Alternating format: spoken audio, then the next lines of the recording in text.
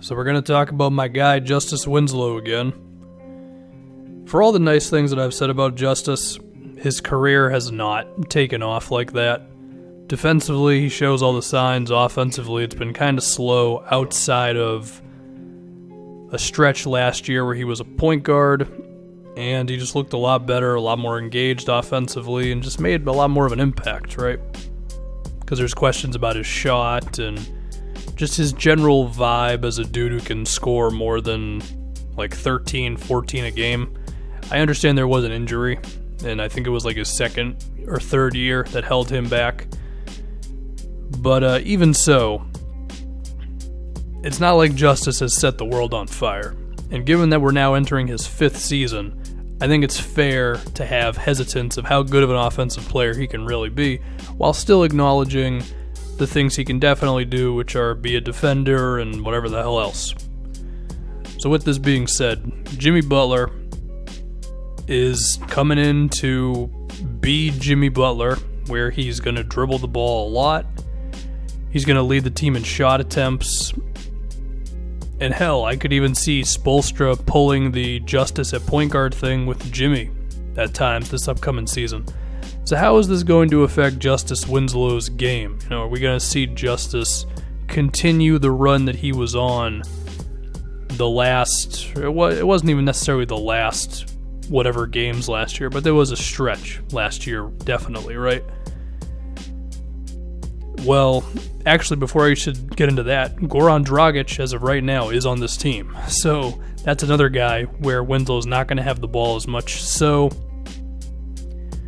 I think immediately Justise is not going to have the ball all the time. And that might be the biggest thing to hold him back. Because, look, I love the dude, but he just might not be that good of a shooter or just have the mind to be someone who can score if he doesn't have the ball a lot. Now, you can say, well, he did get up to 37% from 3 this last year on 4 attempts a game. That's pretty good. I agree. But I think part of that was the confidence he gained by having the ball more.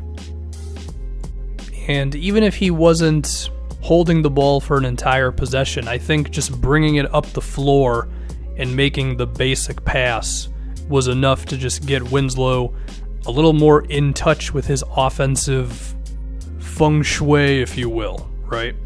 It's the idea of, it's basically the Andrew Wiggins theory. The idea of dude doesn't have the ball and just kind of doesn't really know what to do after that. But if he's had the ball, he's just more engaged in terms of off-ball movement. I also think there's something to the idea of like being able to just feel the ball for every possession rather than not touching it for a while. Then you're expected to shoot a jump shot with a guy closing out on you that might freak you out a little bit, especially if you're not a natural shooter like Justise is. So there's all that. Now, of course, the easy thing to say is, well, Jimmy can create shots for Justise. Yeah, that's what I'm hoping. I'm hoping that Jimmy can just demand a lot of attention from the defense.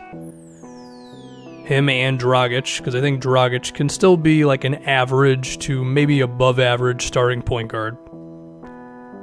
And of course, this is Spoelstra's system, so there's going to be movement and all that stuff. This is not just going to be, Jimmy, can you please figure something out every possession? But it is still going to become that at times.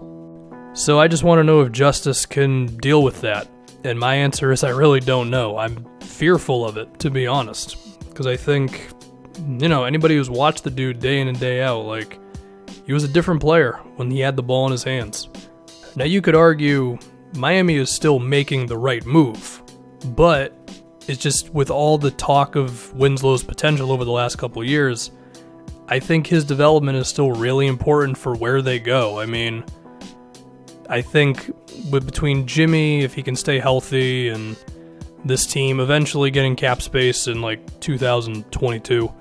But even with that, like, if Justise is just this guy who's going to average, 10, 11 points, can kind of make threes, but kind of can't, you could definitely leave him open, but he can, be a really good defender. That's still a nice player to have, but I think that would be a little disappointing given how good he's looked at times throughout his career.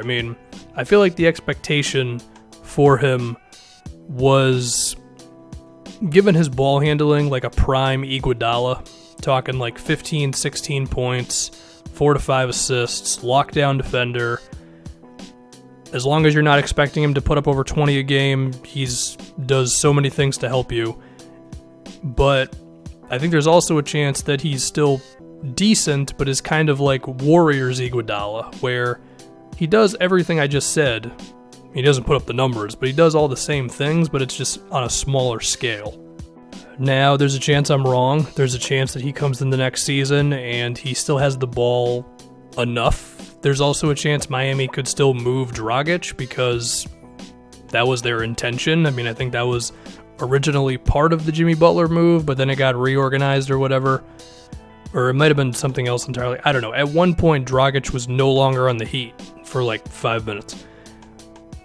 So they could still move him. Spoelstra, I'm sure, is going to find some sort of ways to get Justise involved.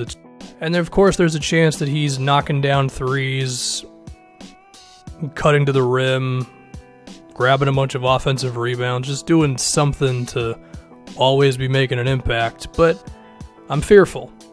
Now, I'm not faulting Miami for getting Jimmy Butler. I mean, I think it's going to make them better, but for Justise in particular, it could be a little weird.